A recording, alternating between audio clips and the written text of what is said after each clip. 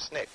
The reason I articulated the sentiments of black people was because SNCC had a public forum, not because I articulated the sentiments better than the brothers on the streets or brothers who didn't have that public forum. I don't think that you could articulate the sentiments of black people last year any better than they did in Detroit. So I think the movement is a leaderless movement, whereas we might influence people, we do not control people. Well, how does this solidarity come about if there is no specific leader?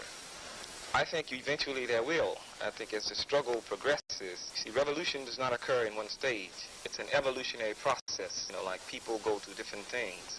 The masses of people become involved, then leaders are chosen.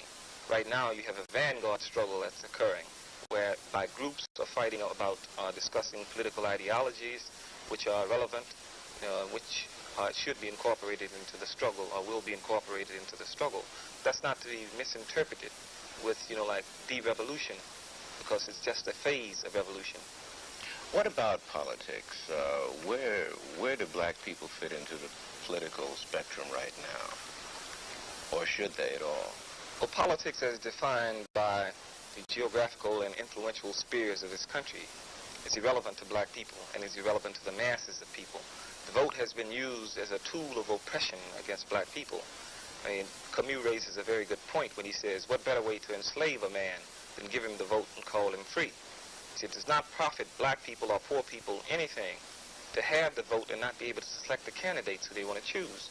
Now, how can you choose between Lyndon Johnson, Nixon, Agnew, Wallace, and Humphrey? There is no choice. Evil is evil. There's nothing in between that. There was some lesser candidates. Dick Gregory was running for office. Eldridge Cleaver. I think the vote can only be used as a tool of organization. We can only use the vote to organize our people. Now, to really believe that we can put someone in office and that these people would be responsive to our needs is naive, politically naive. Because even if one of the black candidates who ran for office was to take the office of president, then black people must be prepared to fight against that person. Why? Because, you see, the system mandates the action of the individual. The individual does not determine how this country will function.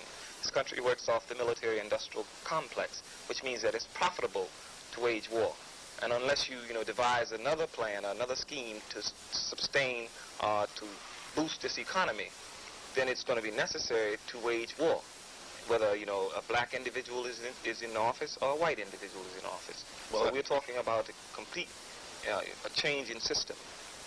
If Mr. Cleaver did win the election, don't you think that he could have conducted the presidency in a unique manner that may not be, compromising to the system you speak of? No, because, as I said, the system dictates the response of individuals. See, individuals do not influence, politically, economically, or socially. I see. The attitudes or functioning of the system. Well, if politics as we know it here in this country is not the answer, what is? I think there has to be a reevaluation of politics. Now, there are definitions of politics that are relevant to black people. Chairman Mao says that politics is war without bloodshed, and war is an extension of politics. I think black people have to begin to address themselves to the politics of revolution, because we are caught up in revolutionary struggle, whether we want to believe it or whether we want to be or not. So I think, black people have to begin to think in a revolutionary fashion and create and construct a politically revolutionary platform. Is this going to be a race revolution, or is it going to be a class revolution? I think, like in terms of struggle and who will comprise the revolutionary front of that struggle, it will be oppressed people. See, black people are in the vanguard position of the struggle because we've been the most dispossessed. However, there are other oppressed people in this country: Mexican American, the Spanish American community, the Puerto Ricans, American Indian, Japanese Americans, and even poor whites. But racism, I don't believe that racism will allow poor whites to form alliances with the revolutionary groups in this country. Do you feel that black people will ever have a strong political voice in this country in the formal sense as we understand it? You mentioned that you don't think that this could ever come about. Is there any chance that it might? No, I think that's a reformist, position to assume for me to say that black people will one day occupy in this system political offices of importance. Now, this brings on a whole discussion of control, you see, and how you control. Because anything that you don't control is used as a weapon against you. Now, in terms of black people occupying positions, America has created in Cleveland, Washington, D.C., and Gary, Indiana, a type of neo-colonialism. In other words, the man has set up a puppet regime. These black people, they are responsive to the needs and the whims of the Democratic Party and not of the masses of black people. If Johnson is president or whoever is president were to tell Stokes or Hatcher or Walter Washington to send black people to concentration camps, then there would be no discussion, because they would see it as their job, because they hold a position that's, you know, responsive or that's sensitive to the Democratic Party.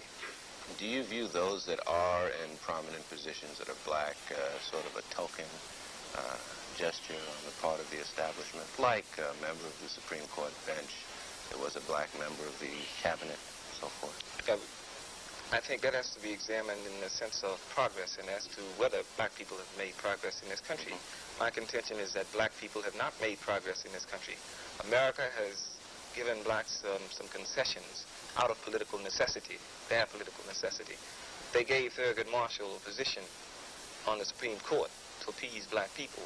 In other words, we didn't put Thurgood Marshall there. They can take Thurgood Marshall whenever they get ready. We put Adam in office. They took Adam out. They gave black people an astronaut, and they killed him. So what happens is that has to be viewed in the light of concessions. The very fact that the man can concede a position to you tells you that you do not have a position of power where you can demand or that you can mandate something. How do you think that the press has affected the black situation in this country? I think news media and media in general are very negative in terms of any revolutionary movement or any movement that, you know, forces the change of the status quo. Now, media has always been an enemy of black people, because what media has done is media has always singled out people who had vanguard positions or vanguard attitudes and tried to make these people an enemy of the masses of people. In our case, you know, like make individuals enemies of black people. Malcolm X would be a good example. More Negroes feared Malcolm X than white people, because news media told black people that Malcolm was bad. Muhammad Ali, the reason that Muhammad Ali could be given the maximum sentence and the maximum fine and the black community did not revolt was because Muhammad Ali had been made an enemy of black people. Adam Clayton Powell could be legally lynched, politically lynched, and black people did not revolt was because the man had told black people that Adam Clayton Powell was an uppity nigger. He had legitimatized his own action through news media. So the news media is a tool of oppression. What about your personal experience with the press? Do you feel that the press has given you a fair shake? You see, in terms of myself as an individual, you know, whether I get coverage or not, doesn't make any difference. But in terms of ideas, in terms of the flux of ideas, or the flow of ideas, right, your I see that, I see that the press has deliberately created a vacuum in terms of deliverance of attitudes or positions to the black community, which is to be expected. We cannot rely upon white news media to convey black revolutionary messages. So, you know, like the press is doing their job. And to me, you know, like what happened to me last year with the press was that there was a boycott against me by ABC, NBC, and CBS. You know, anything that Hubert Brown did, you know, like you blacked out. Because, you know, just like that, no question about it. And this was the whole attitude that has been assumed by news media. And black people do not control news media, so they cannot expect to turn on TV and find out what's going on in the black community. Just like, you know, for example, in New York Times, one of the biggest pieces of white nationalism that exists in the country. You have been quoted in the media, and you have been given some exposure. I think what you're saying is that the quality of that exposure leaves something to be desired. Or do you feel that you were totally excluded? You know, like it's not an exclusion of individuals. It's an exclusion of positions, of vanguard positions, which again, I say, you know, like news media being what it is and serving who it serves is to be expected of news media. I think, you know, like black people, the total community of black people are for a revolutionary change. Okay, so that's roughly 11%. And any group, any oppressed group, you know, who wants to better their situation out of necessity, has to be for revolutionary change, because the system is incapable of changing itself. So by the very fact that it is incapable of changing, it says that you're for revolutionary change. I see. It follows then that it will not be, there's no way of forecasting when it's going to come about.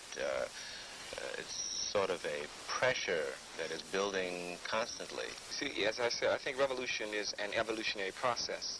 I think as repression increases, people must respond to that repression. Now, the dilemma that the black movement is in today is that, you know, there's a divisiveness that exists in the black community between what's considered cultural nationalists and political nationalists. Now, understand, the man or system endorses cultural nationalism. He will give people money to open up dashiki shops, will give people money to open up bookstores, because he knows that if you keep the people thinking culturally, then they won't move politically. My position is that culture has to be political. Everything has to be political. And in terms of the struggle, that political direction will, you know, give rise to the revolutionary struggle as a result of the repression that will be brought down because of political struggle. See, I think that it's significant to note that the laws that have been passed in this country for the past 10 years have been laws of a repressive nature to deal with black people. In other words, the Omnibus Crime Bill speaks directly to black people. So the Anti-Riot Bill tells black people when they can travel, how they can travel, and if they can travel. The McCarran Act of 1950, Internal Security, which came as a result of the Internal Security Act, created concentration camps in this country for black people. And so I think, you know, like in terms of the repression and in terms of the role of the vanguard groups, I think the role of the vanguard group is to bring that repression down before the timetable that has been set up by the system runs its full course. I think it's our responsibility to get the masses involved, and the way you get the masses involved is that you bring the repression down. When you begin to execute political programs, then out of necessity, the system has to do certain things to control or try to, you know, put an end to the type of political action that you're executing. And by doing this, they involve the masses of people. The masses of people, from our position, from our viewpoint, is unorganizable. You can't hope to organize the masses of people. Oppression organizes the masses of people. White folks make more revolutionaries than I ever could make. Well, let's go back a bit. Let's backtrack. What happened with you and SNCC? Why did you leave? Well, my term as chairman expired. Yeah. And, you know, like, there was an election, and Brother Phil Hutchins was elected program secretary. There was a restructuring of the organization because what had happened was that the man had effectively directed his repressive laws against individuals. And when this had happened, you know, it created a vacuum. When I was off the scene, you know, like, people who respond to me would not respond to other individuals. So what we did, we created a decentralized type of decentralization occurred, in whereby we created other people to be spokesmen. See, people have to get out of the idea that individuals lead movements. See, the revolutionary is the individual who's on the other side of that camera. These are the people who will make the revolution. They have responsibilities to the revolution and to themselves. And, you know, like, if individuals articulate positions, it's perhaps because they have public forums, not because they know more than anybody else, not because they are more oppressed than anybody else. So black people have to begin to understand the role that they have to play in that revolution is determined by them. What about the future for you, Rap? Where will you fit in as this revolutionary process evolves? Good question. In terms of the legal cases that I have in court now, the man, you know, like, is moving against me as an individual to put me away, to get rid of me and get me off, you know, out the streets. Now, I think, you know, everything hinges and pins upon the nature of the struggle that's conducted in this country. If black people wage successful revolutionary struggle in this country, then every black cat in jail, you know, he doesn't have to worry about being in prison because he's black. But, you know, my fate, as the fate of, you know, every other black person in this country, depends upon what we do. You feel that that the law is truly, justice is truly blind, or you feel that it's a... No, justice ain't blind. Justice see white folks mighty well. As a matter of fact, justice means just us white folks in this country. See, for black people, justice is a joke. no such thing as justice in this country for black people. The courts are a tool of oppression. The courts, like, help to execute the genocide, the type of genocide that has been practiced against black people in this country for 400 years. Why is it that there's not much exposure about what you feel, if it is true that justice is not blind, that it does favor one segment of the society? Why isn't it attacked more by responsible agencies? The very reason that they're responsible means that the very statement responsible agents say that they're not going to respond. Because, like, in terms of the status quo is never attacked by the comfortable people, the people who profit from it. And so, as to expect, the responsible Negroes or the responsible white people, to attack the system from the basis that poor people and oppressed people will attack it, is out of the question. You say that America as it stands just cannot be as far as the black man is concerned. Does this mean that the democratic idea, not how it's practiced, but the idea of a democracy is not valid? I think that in terms of, there has been no successful example of democracy as it's taught in this country. I'm not even talking about as it's practiced. I'm talking about as it's taught in this country. How about the Constitution? Looks good on paper. I think, the Constitution has a lot of valid ideas and thoughts. But you see that the contradictions that exist in this country are created out of the 13th, 14th, and 15th Amendment. Otherwise, Constitution is nothing but white people's paper. It's advantageous and it's favorable for white people. They created contradictions to the Constitution when they added the 13th, 14th, 15th Amendment. Rap, what effect is the end of the Vietnam War going to have on the situation here in this country? I think that if, America has ever run out of Vietnam and defeated, as they should be in Vietnam, then black people over here will have to, be in a position where they can defend themselves. Because I think that aggression that's being directed against the Vietnamese people will be turned inwardly against black people in this country. See, America, in terms of where she goes and, who she controls, a whole sphere of influence is diminishing. America is fighting on about 5 to 6 different fronts right now. Latin America, like Africa, Middle East, and Vietnam, and here domestically. So I think that, given the system and given that it operates off the military-industrial complex, which means that war is profitable and that, like General Steel or USS Steel must make steel for tanks to hire people, to give people jobs so they can spend the money to buy other goods. The very fact that the system operates off that principle means that when the man comes back, when the man is run out of every country, then it will become necessary to wage war in his own country. This is an utter contradiction to what a lot of politicians said, that when the war in Vietnam ends, then we can use all that money to sort of solve our racial ills here. No, it's not true, you see, because money has never been a problem for this country in terms of allotting money, because, you see, money here is not based on gold. It's not really based on the goods that produce. This is a lie that's been told, and it's been sold to black people as green power.